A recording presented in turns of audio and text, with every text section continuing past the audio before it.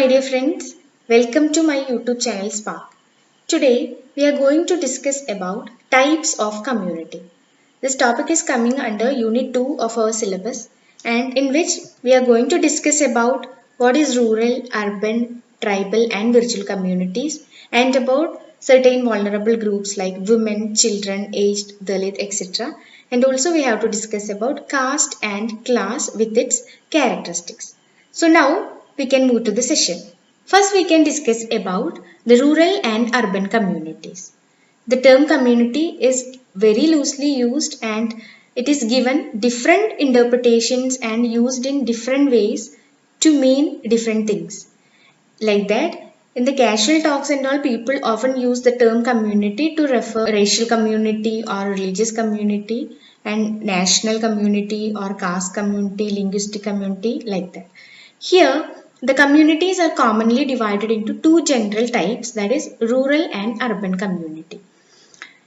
P.S. Rockin and Sissy Zimmerman, in their Principles of Rural-Urban Sociology, they have stated that there are certain factors distinguishing rural from urban communities include occupation, size and density of population as well as mobility, differentiation and stratification. First we can discuss about rural community. Rural society or village community consists of people living in a limited physical area and who have common interest and common ways of satisfying them. So the main peculiarity of rural community is where we can see people living in a limited physical area and those people have a common interest and common ways of satisfying those interests. And we can say that psychological bond plays an important role in the rural community. And we can also say like physical locality contributes the integration and stability to the village community. And such proximity had developed sociability and had encouraged solidarity and mutuality among the people of rural community. And a rural community may be defined as a group of people permanently residing in a definite geographic area who, having developed a certain community consciousness and cultural, social, economic relations and feel that they are separate from other communities. So it's a simple definition. Through this we can understand what rural community is. So it's about a group of people permanently residing in a definite geographic area and people developed a certain community consciousness and cultural, social and economic relations and they feel that they are separate from other community. Next we can discuss about some of the important characteristics of rural community. That is social homogeneity, dominance of primary relations, informal social control, occupations, importance of family, role of neighborhood, faith in religion, etc. In rural community, we can see a social homogeneity. That means in rural community, it is largely homogeneous. So the rural social life is simple and smooth going. So unity and uniformity in the social life are largely visible over here. So we find similarity in the ways of thinking, behaving, dressing, action and living like that. And next is dominance of primary relations. A village community is often regarded as a primary group. Hence the rural community is characterized by primary relations. There exists face-to-face relation among people and every people knows each other and hence everyone is interested in the welfare of all members. And next is informal social control. Social control, that is control of social behavior of people. It is relatively simpler and less problematic. So predominance of face-to-face relationship has made a task of regulating relations a simple one. So customs, traditions, group standards and morals are themselves effective as a social pressures. Next important characteristic is occupations.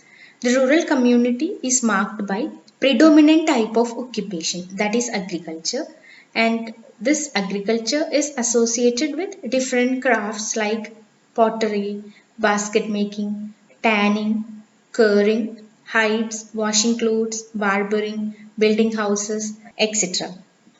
And there is less division of labor and specialization in rural community. Even opportunities for specialization are also limited. And next is about importance of family. The rural community is built around the institution of family. So the rural family is very cohesive and it lives together as a unit, eat together, work together, and as a family circle which provides a greater part of economic and social needs for its members. Next is about role of neighborhood. It is similar to community always, but it is smaller area in which relationships tend to be primary and more or less intimate. So the neighborhood is a part of village, town or city in which live a number of families among who close relationships exist. And next is about faith in religion.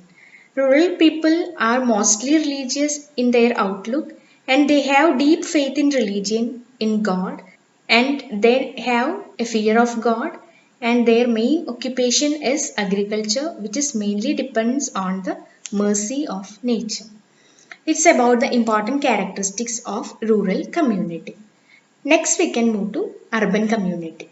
The urban community means the city community, and in this community life represents the city life. And though the term urban is popularly used, it is not properly defined. So urbanism as a way of life and for the sociological purpose it may be defined as a relatively large, dense and permanent settlement of socially heterogeneous individuals. In the rural community, we can see a homogeneous individuals, and here it is a socially heterogeneous individuals. And now we can discuss about some of the important characteristics of urban community. First one is social heterogeneity. As you all know, an urban society is always heterogeneous and the city life is complex and differences is found in ways of living of the people. Here uniformity and similarity are rarely found and so it is characterized by diversity. Next is secondary relations. In urban community it is characterized by secondary relations in which a city by virtue of its cannot be primary. Here we cannot see a primary group and it is a secondary group and people are indifferent towards one another.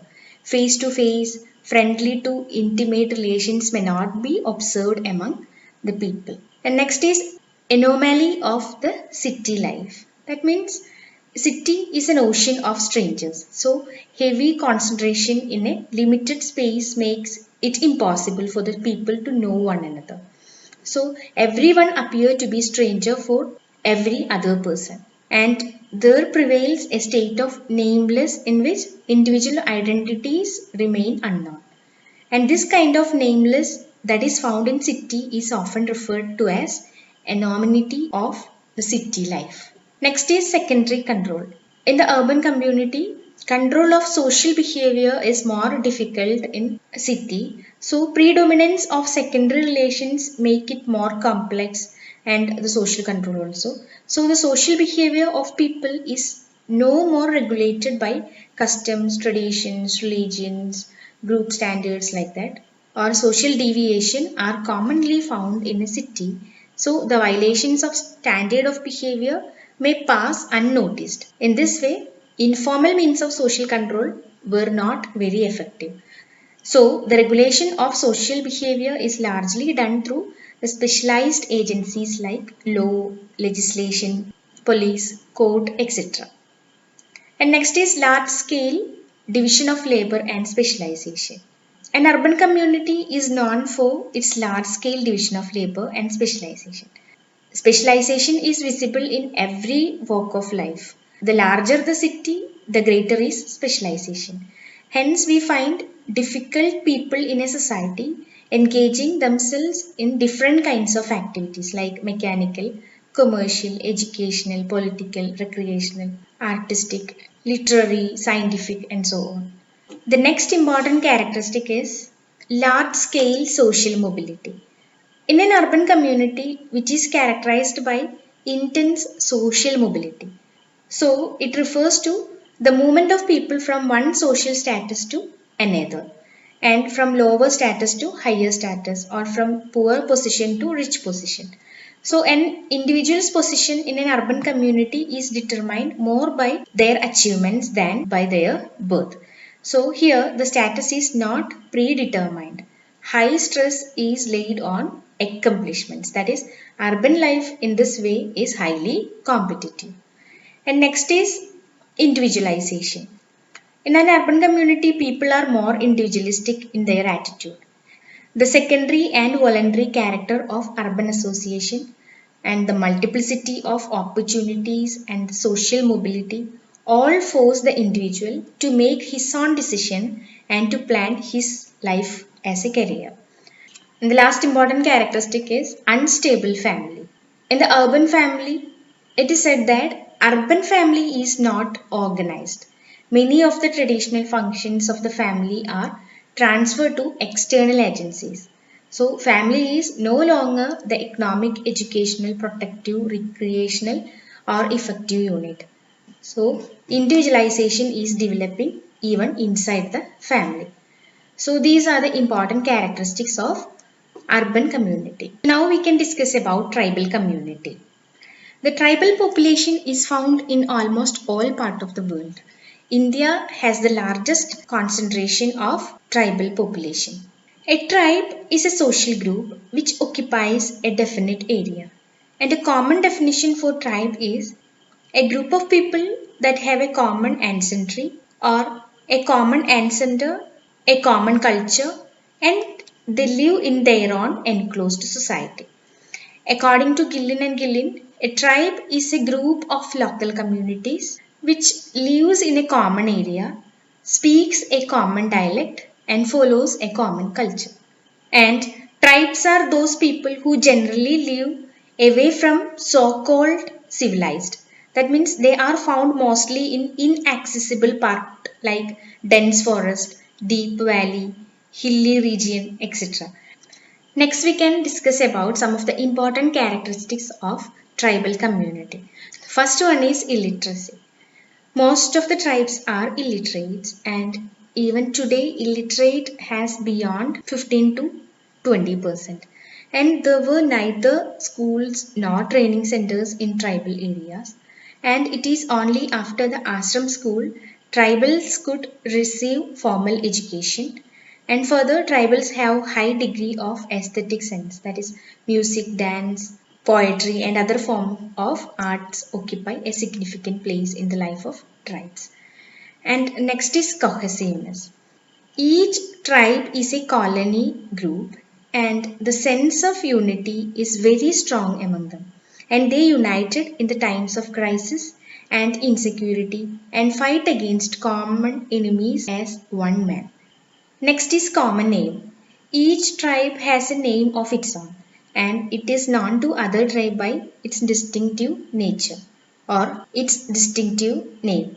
And about common culture, the members of the tribe have a homogeneous and distinctive culture, and members are expected to behave and interest in ways predetermined by their culture. Beliefs, morals, ideals, customs, tradition, values, etc. are commonly shared by them.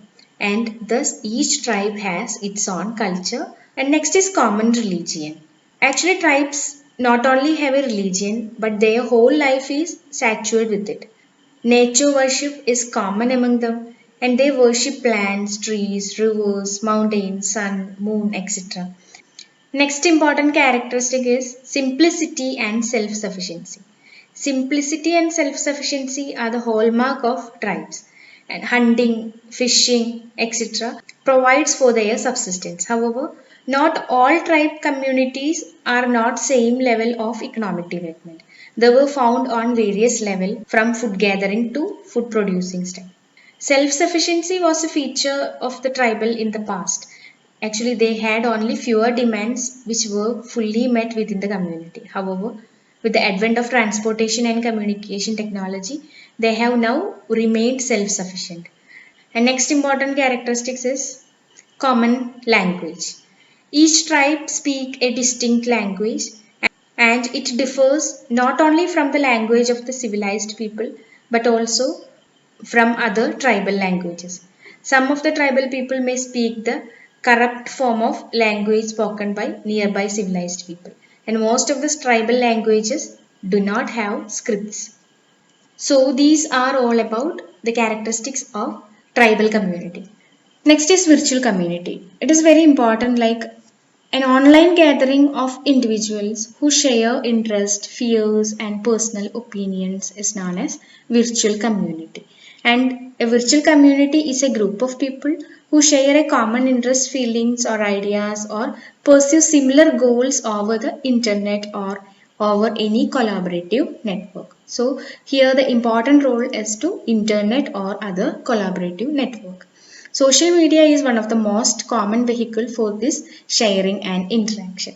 The definition of virtual community was introduced by Ringgold in the year 1993, which is a social network of individuals who interact through specific media, potentially crossing geographical and political boundaries in order to pursue mutual interest or goals. Next is about vulnerable group. Actually, what is vulnerable group? Vulnerable group simply means a group of people who could easily be harmed physically, mentally, and emotionally. And these groups are a group of persons that experience a higher risk of poverty, social exclusion, discrimination, and violence than the general population. And vulnerable groups are those group of people who lacks developmental opportunities also due to their disadvantageous position.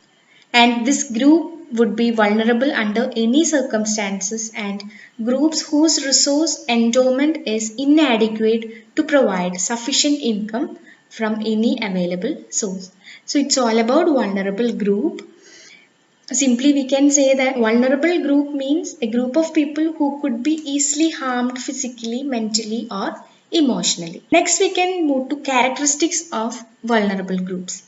Actually, these groups suffers from discrimination and subordination, and they have a physical or cultural traits that set them apart and which are disapproved of by dominant group. And this group share a sense of collective identity and a common burden, and they have a shared social rules about who belongs and who does not. It's all about the important characteristics of vulnerable groups. Next, we are going to discuss about some of the important vulnerable groups like women, children, old age, Dalit, etc.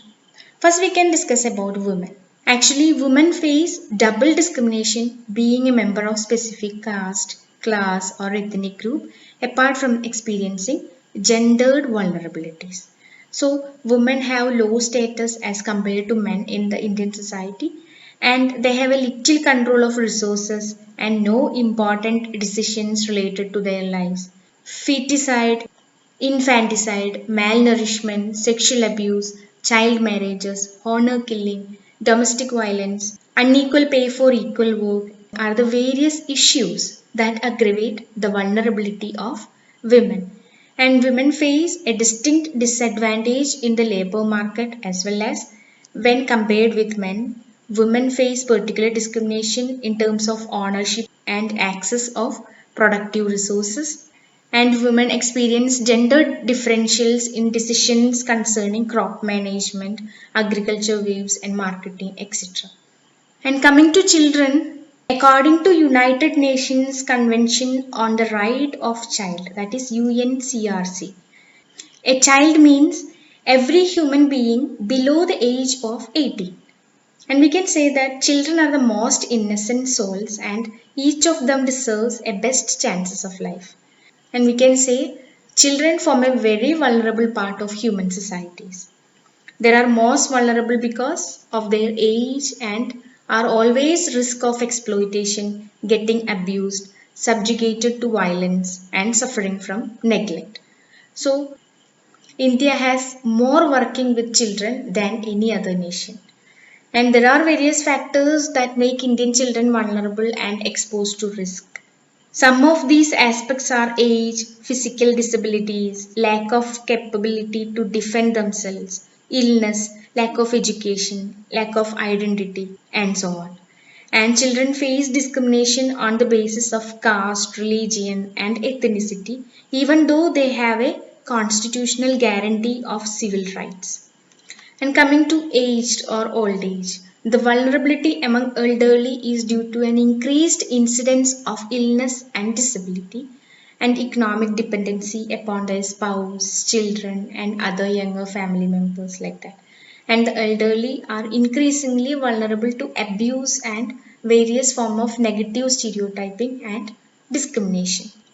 And now we can discuss about another two important concepts, class and caste. What is caste? Castes are perceived as hereditary group with a fixed ritual status. Here we can see hereditary groups with a fixed ritual status. D.N. Majumdar and T.N. Madan define caste as a closed social group. And there are two important aspects of caste system, that is Varna and Jati.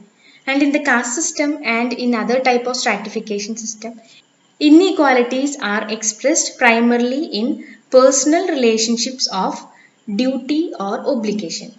We can see some of the important characteristics of caste, that is, caste is innate or natural. Actually, a man dies in the same caste in which he born, and it is caste that determines his status in life. And next we can say unique culture, and caste is endogamous, like practice of marrying within a specific ethnic group, class or social group. And next is class. Social classes are defined in terms of relations of production. Here, a social class is a category of people who have similar socio-economic status in relation to other classes in the society. Here, the individual and families which are classified as a part of same social class have a similar life stances, prestige, style of life, attitude, etc. So, class system defines in many respects from other form of stratification like slavery, estate and caste system. It's about class. So it's all about today's session. So to conclude, today we have discussed about rural community, urban community, tribal community, virtual community, and we have discussed two more concepts like class and caste. So it's about today's session and I hope the session will be meaningful for you. And for the next session, I would like to discuss you with the topic social psychology, in which we have to discuss social perception, attitude formation, change and measurement, and communication and theories of collective behavior. So keep learning. See you on next video. Bye.